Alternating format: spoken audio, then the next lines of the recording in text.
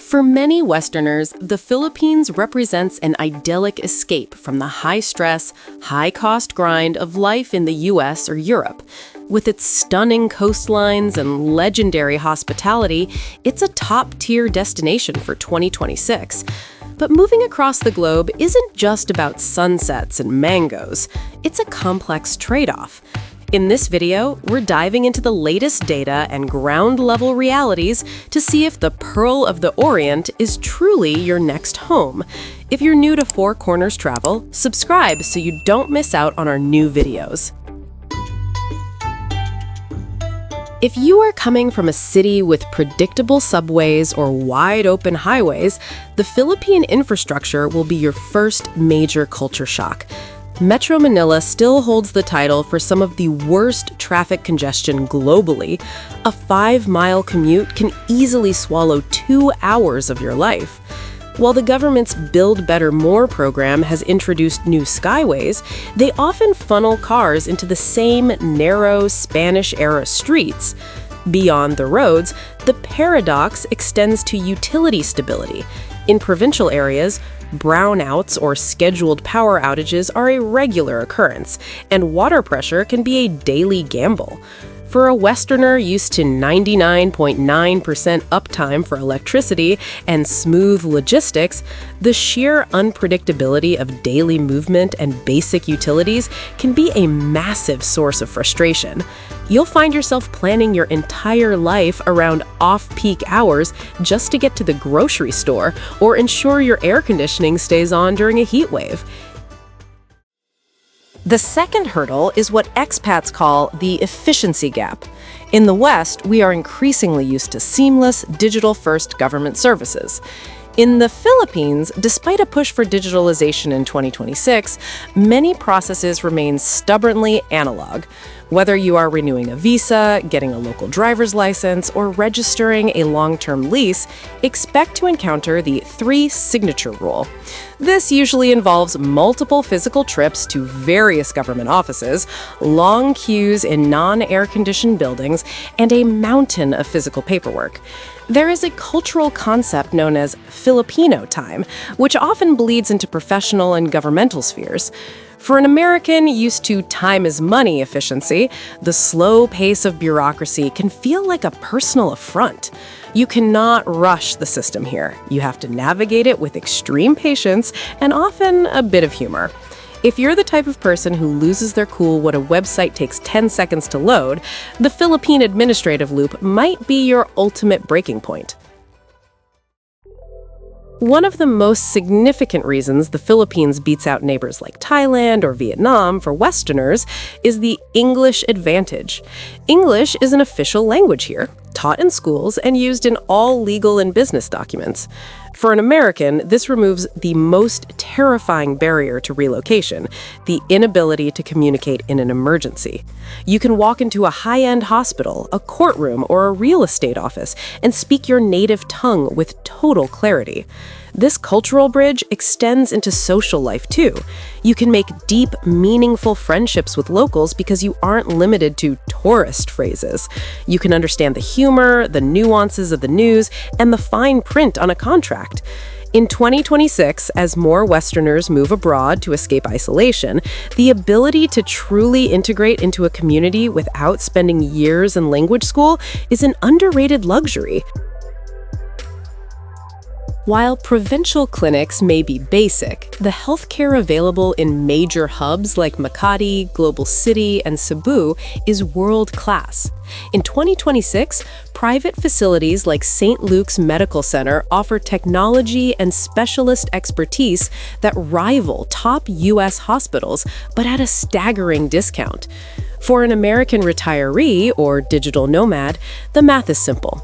A consultation with a U.S. board-certified specialist might cost you $40 to $60 out of pocket, rather than the hundreds you'd pay without premium insurance back home.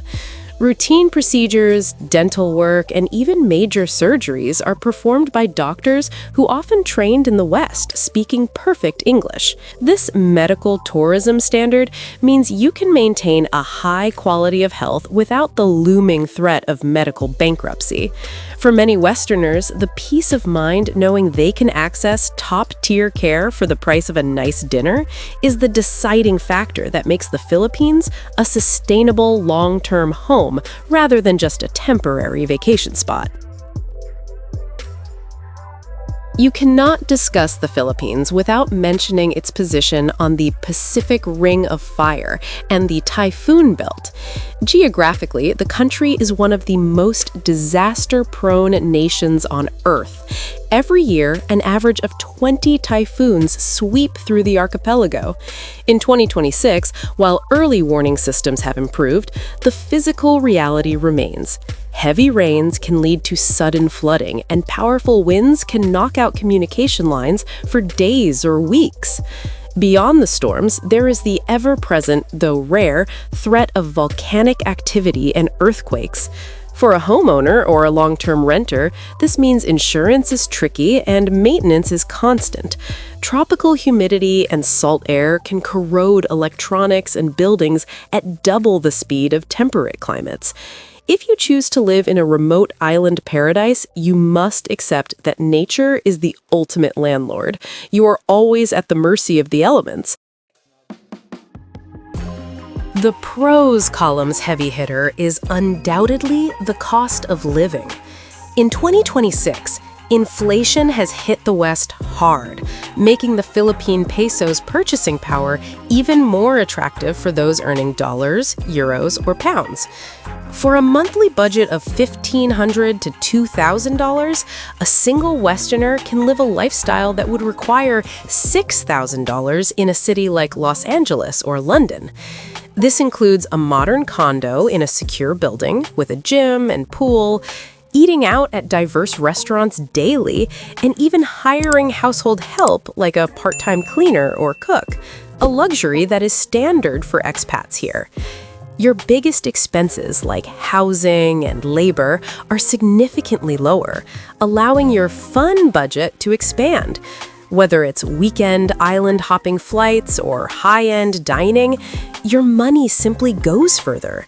For many Americans, this isn't just about saving money, it's about reclaiming their time and reducing the financial anxiety that dominates life in the West. It is the ultimate geographic arbitrage. For many Westerners, home means owning the land your house sits on. In the Philippines, that is legally impossible for foreigners. Under the current constitution, foreigners cannot own land. You can only own the airspace within a condominium unit, provided the building is 60% Filipino-owned. While there are long-term lease options, often up to 50 years, this creates a sense of permanent tenancy that some Americans find unsettling. You can build a house, but you won't own the dirt beneath it. This often leads expats into complex legal arrangements or relying on a Filipino spouse to hold the title, which comes with its own set of risks. In 2026, while there is constant talk of economic charter change, the reality remains your investment is never as secure as it would be back home. If your dream is to own a massive ranch or a private beachfront plot with a deed in your name, the Philippines will present a significant legal hurdle you can't ignore. Despite the land ownership hurdles, the Philippines offers some of the most welcoming residency programs in Southeast Asia. The Special Resident Retirees Visa, or SRRV, is a gold standard for Westerners over 50. It allows for indefinite stay with multiple entry privileges and exemptions from customs duties on household goods. In 2026, the application process has become more streamlined, allowing digital nomads and retirees to secure their status with a relatively small deposit in a Philippine bank. Unlike neighboring countries that frequently change their long-term stay rules, the Philippines has remained consistently pro-expat. If you are married to a Filipino citizen, the 13A permanent resident visa is even more powerful, giving you almost all the rights of a citizen except for voting and land ownership.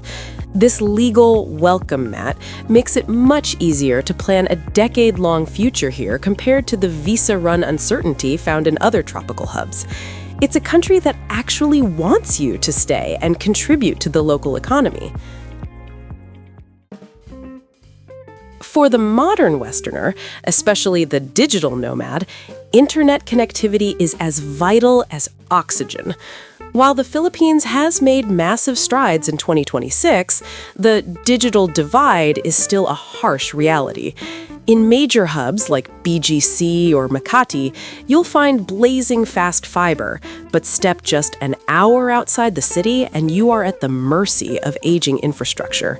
Fiber cuts due to road construction or storm damage can knock out your connection for days. Even with the expansion of satellite services like Starlink, the tropical canopy and heavy cloud cover during monsoon season can lead to frustrating latency issues. For an American used to set it and forget it high-speed web, you'll find yourself needing a triple redundancy plan: a primary fiber line, a backup 5G router, and a satellite dish just to ensure you don't drop out of a Zoom call. In the Philippines, being off the grid isn't always a choice. Sometimes it's just a Tuesday afternoon when the local tower goes down. The ultimate pro that keeps Westerners in the Philippines for decades is the culture of bayanihan, or communal unity. In the West, many struggle with a loneliness epidemic where neighbors are strangers. In the Philippines, that barrier doesn't exist. Filipinos are globally renowned for a level of hospitality that feels genuinely warm rather than transactional. As an American, you aren't just a customer at your local cafe, you quickly become a suki, or a regular, treated like family. This social fabric provides a safety net that money can't buy. Whether it's a neighbor bringing you food during a storm, or the local community helping you navigate a breakdown, the sense of belonging is profound.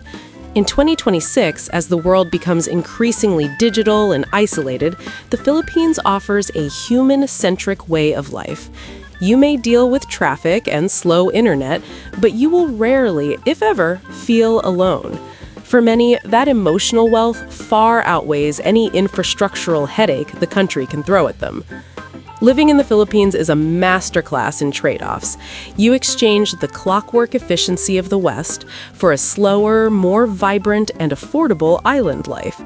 It isn't always easy, and it certainly isn't for everyone, but for those who value community and adventure over perfect infrastructure, it's home.